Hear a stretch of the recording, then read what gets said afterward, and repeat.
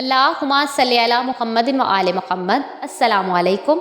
آج کی میری ویڈیو معصومین علیہ السلام کے ارشادات کی روشنی میں خواب کی اہمیت کے بارے میں ہے۔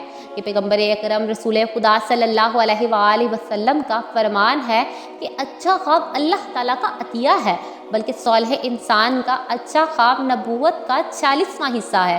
اگر اچھا خواب دیکھا ہو تو اپنے مخلص اور وفادار دوست سے ذکر کرو، اور اپنوں کے علاوہ اچھا خواب کسی کے سامنے بیان نہ کرو کہ برے اور فاسد خیالات رکھنے والے شخص کے سامنے اچھے خواب کا ذکر قطعاً نہ کرو، کہ اگر تم نے ڈراؤنا اور برا خواب دیکھا ہے تو اسے قطعاً کسی کے سامنے بیان نہ کرو۔ کہ امام جعفر صادق علیہ السلام فرماتے ہیں کہ مومن کی رائے اور اس کا خواب نبوت کے 70 اجزاء میں سے ایک ہے، اور کچھ مومن وہ ہیں کہ جنہیں 1/3 عطا ہوتا ہے۔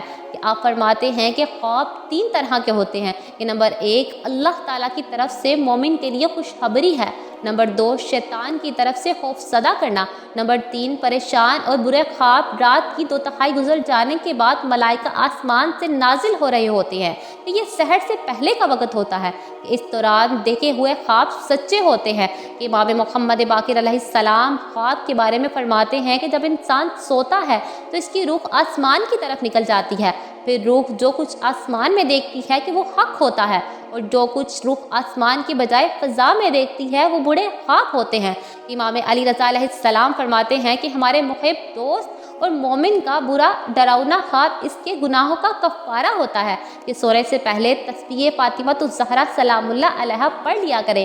کہ آپ نے فرمایا کہ محمد و آل محمد کے قاتلوں دشمنوں پر لعنت کر کے سونے سے ڈراؤنے اور برے خواب نہیں آتے۔ کہ امام جعفر صادق علیہ السلام فرماتے ہیں کہ جب انسان گناہوں میں پڑ جاتا ہے تو اللہ تعالیٰ اسے برے خواب دکھا کر اپنی نافرمانی سے بچا لیتا ہے، اور انسان خوف زدہ ہونے کی وجہ سے توبہ کی طرف رجوع کرتا ہے۔ امام حسن عسکری علیہ السلام فرماتے ہیں کہ جو شخص زیادہ سوئے گا وہ پریشان، برے اور ڈراؤنے خواب دیکھے گا۔